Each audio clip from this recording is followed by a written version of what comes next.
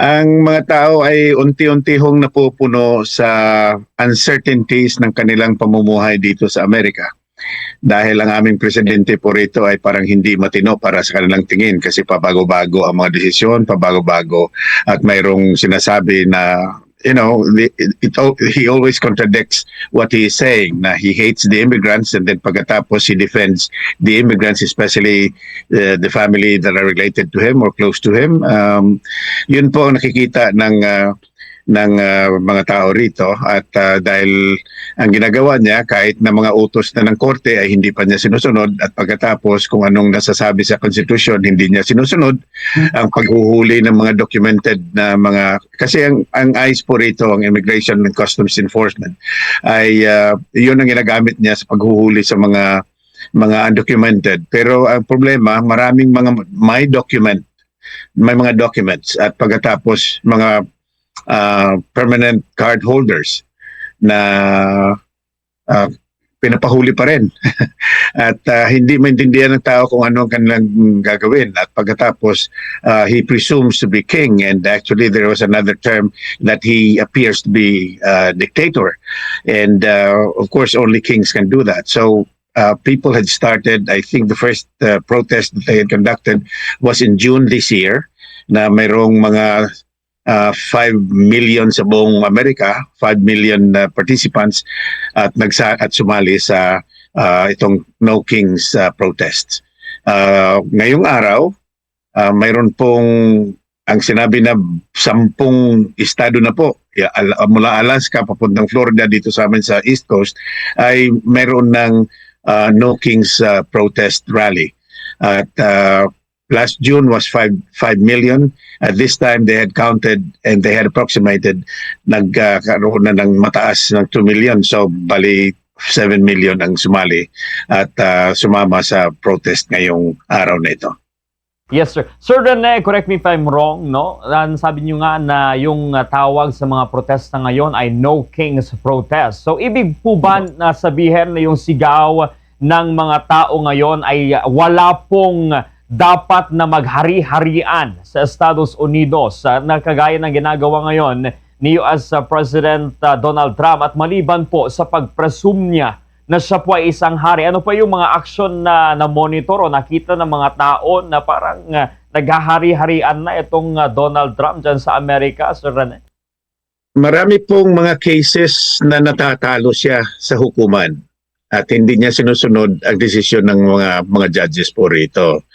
At patuloy pa rin kagaya ng mga protest na ginagawa niya na gaya ng mga cases about some other documented immigrants po rito na nahuhuli at pagkatapos pinapa-deport niya at pagkatapos hanggang ngayon yung unang pinadala niya papunta sa El Salvador ay hindi pa naiuwi dito pero yung taong iyon ay documented po yun, permanent resident card holder po rito at pagkatapos may mga pamilya po rito yan.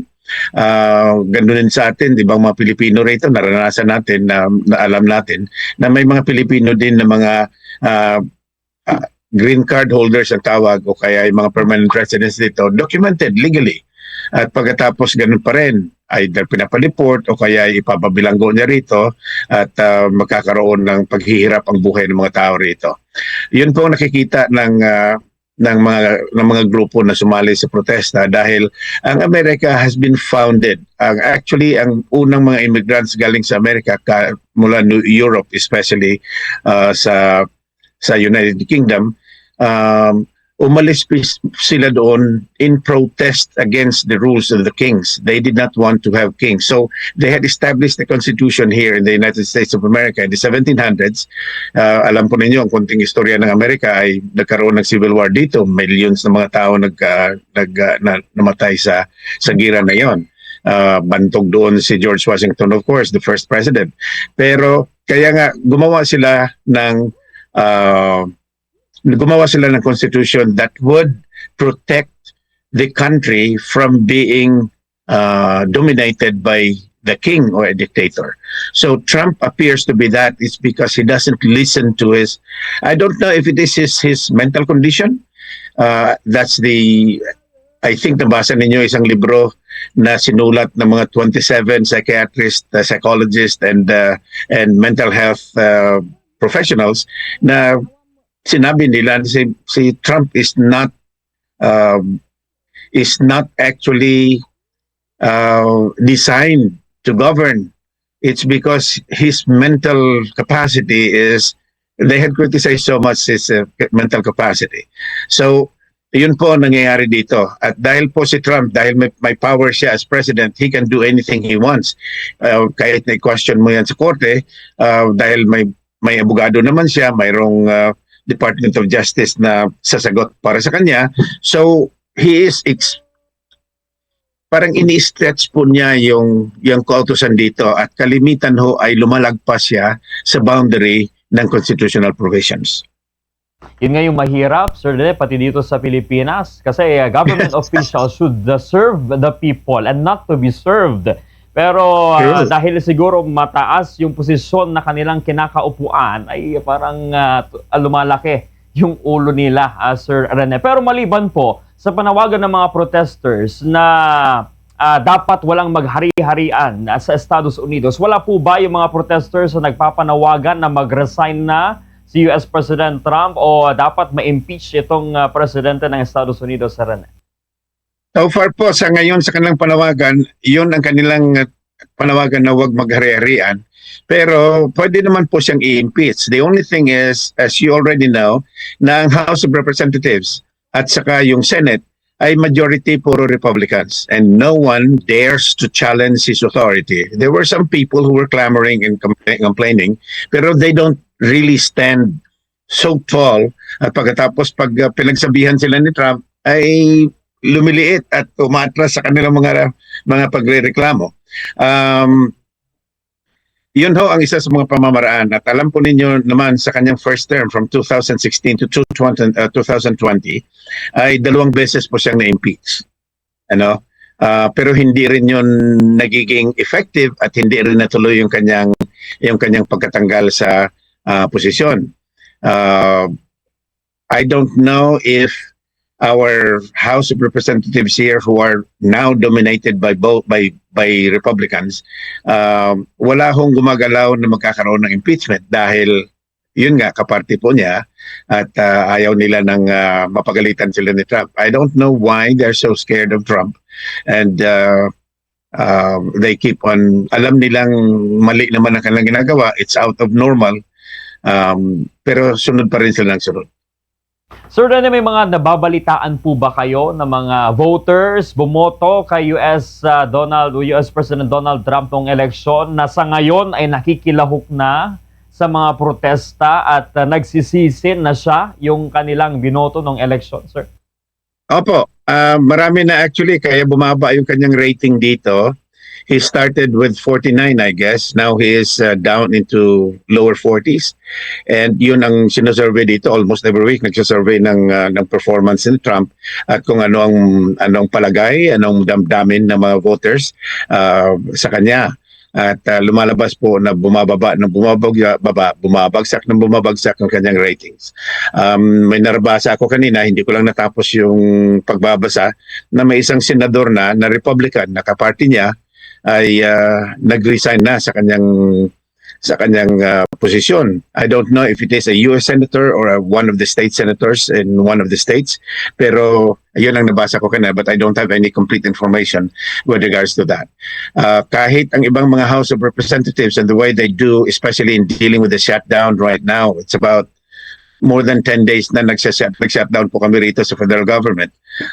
Marami mga federal employees. Unang reporting ko sa isang istasyon natin sa Vigan na ang shutdown ay naapektuhan ang 750,000 federal employees. So even ang military ngayon, they're serving the country, almost 1 million of them. Nagsaserve sila sa kung saan-saan na hindi sila wala silang perang pangsweldo sa mga sundalo. So they have to let the 35,000 civilian employees of the Department of Defense to stop working or furlough them. At saka maraming mga kahit ngayon affected kami rito, kahit yung air travel po rito, affected po rito dahil kulang ang mga controllers, mga tower controllers at saka air controllers dito sa Amerika. So nagkakaroon mga backlog sa mga flights po rito kasi dito sa Amerika napakaraming flights at napakaraming destination at alam niyo naman dito sa amin mayroong 3 time zones. Mayroong actually apat eh. mayroong Pacific time, mayroong Mountain time, mayroong Central time, mayroong Eastern time. At yun po magkaroon ng mga diferensya ng mga oras. Gaya dito, California at saka dito ay dito sa amin sa New Jersey, that's 3 hours difference. So kung sa amin po dito ngayon, alas 10 ng gabi, alas 7 pa lang ng gabi doon sa California. Ang ibig ko pong sabihin ay ganito, maraming mga nadidelay dito sa air traffic, sa mga airports, dahil po walang nagtatrabaho ng mga air controllers dahil ang mga air controllers po rito ay mga federal government salaried and paid. So, yun po ang isa sa mga problema na kinakaharap namin dito dahil itong shutdown na ito, no negotiations is going on and that's fair instruction from Donald Trump himself na hindi sila mag-give way o mag-give in sa kung anong dapat na pag-uusapan between the two parties. So, minabuti nila na i-shutdown na lang gobyerno and they keep on blaming one another and they keep on throwing stones against each other. Yes, sir. Sir, nasabi nyo rin kanina na dumarami yung mga nakikipag-participate sa mga protesta na ngayon ay umaabot na sa 7 million yung mga protesters. Apo. So, may mga informasyon po ba tayo kung tatagal pa po ba itong nangyayaring protesta dyan sa Estados Unidos, Sir Rene? Itong protesta po ay one day lang naman ito. So far, isang araw lang. Last June, they had started also, but they're planning another one, and I don't know yet because there was no stipulation on when. Pero ang kanilang plano ay magkakaroon pa ng malawakan at mas malakas at mas marami na nasasama sa susunod na kanilang protesta. Okay. Sir, nung dito sa Pilipinas, yung kahuli-huli ang nangyaring protesta ng mga tao, may mga nasaktan, may mga napaulat na namatay. How about po dyan sa Estados Unidos sa ngayon? Kamusta po yung monitoring po natin sa mga protesters? So far, wala pang nai-report na mga casualties o kay manasaktan. Wala pa so far. If there is, I think malalaman natin bukas pagkatapos nilang ma-assess itong lahat ng mga protest areas. According to the report is 50 states. And of course, dito sa New York, dito sa New Jersey, at California, Oregon, Washington, lahat po ng mga states dito, 50 states, even Boston, mga malalawakang protesta po yan. Wala pa tayong report so far ng casualties o kay may mga nasaktan. Hopefully wala. Pero bukas malalaman po natin sa mga updates sa mga reports from all over the country. Sir, sa mga nangyayaring ito dyan sa Estados Unidos, wala pa pong inilabas na statement yung White House o si President Donald Trump? Wala pa po, pero iyan po isa sa kanilang mga laro dito eh. Na kahit na ganyan na karami mga tao, nagpabibing-ibingian lang po sila and they don't even say they don't say something. It's because maiipit sila. Kahit sa issue ng shutdown po, nabubuking po kasi sila ang mga Republican Party, especially Trump at saka yung Speaker of the House, nabubuking sila sa kanilang mga, according to the analysis, sa kanilang mga kasinungalingan, sa kanilang dahilan kung bakit nasa-shutdown. And the Democrats at this particular time, they are not willing to give way dahil po they're trying to protect especially yung Obamacare o kaya yung mga health insurance coverages na mga millions of Americans dito. Once na hindi po yan funded, mas maraming mga taong mahihirapan at maraming mga bulsa mabubutas, so to speak, dahil ang mga premiums nila hindi na magko-cover ng kanilang mga pangangailangan na gamot, pangangailangan na hospitalization. So manggagaling po yan directly mismo sa bulsa ng mga pasyente. So additional burden po yan sa mga taong insured under the Obamacare. So yun ang pinaglalaban po nila. Isa pa, yung pagbawas ng pondo ng Medicaid dito. Iyon ang tinatawag nating mga assistance sa mga mahihirap dito sa Amerika. At yun ho ang nagpo-provide ng libre na insurance coverage. So anytime pag nagkasakit ka, pag covered ka ng Medicaid, anytime you go to any hospitals, you don't pay a single cent because the government covers it.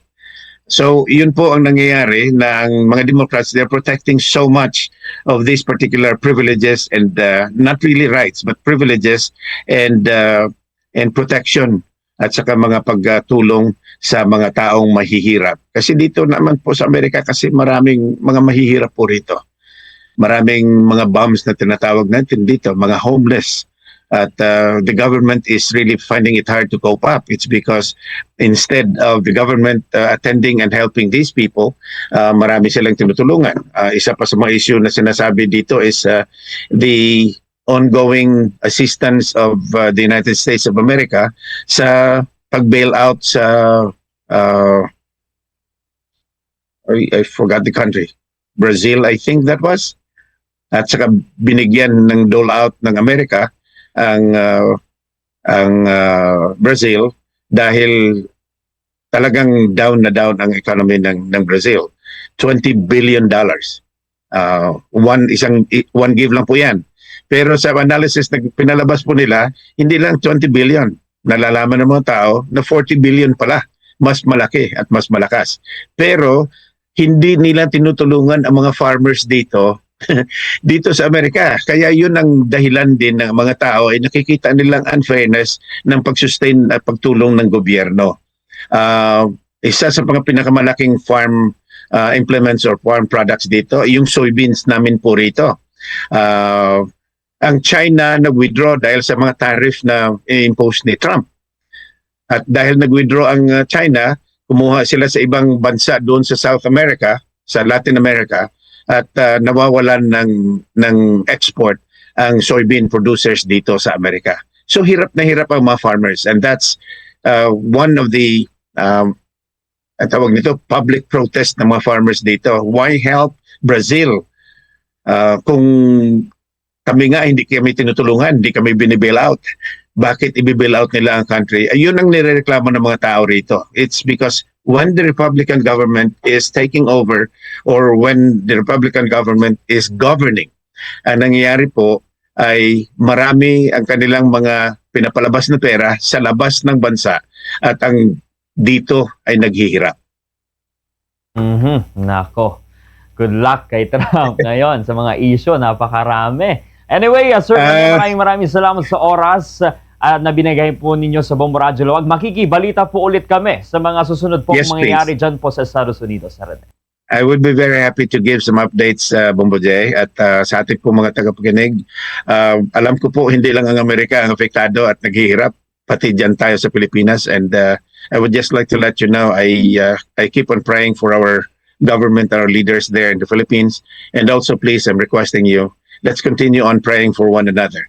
At sana po ay hindi ho tayo mahirapan na maigi kasi kung ang ating mga leaders so ay hindi gumagawa ng kanilang mga trabaho at mga sinumpaang trabaho, mga responsibilidad, kahit anong gawin po natin, apektado tayo no? At tayo maghihirap sa kanilang hindi paggawa ng kanilang mga responsibilidad. So papanalangin po natin sila, but at the same time we voice our concerns and we voice whatever and express our rights. Of course, ayaw ko ng gulo. I think kayo din ayaw ninyong magulo na gobyerno. Pero kailangan marinig ng gobyerno ang ating mga hinaing, ang ating mga problema, mga suliranin, pero gawin po natin sa tamang pamamaraan. Maraming salamat po, Bombo J, at sa lahat po ng ating mga tagapakinig. Magandang umaga po.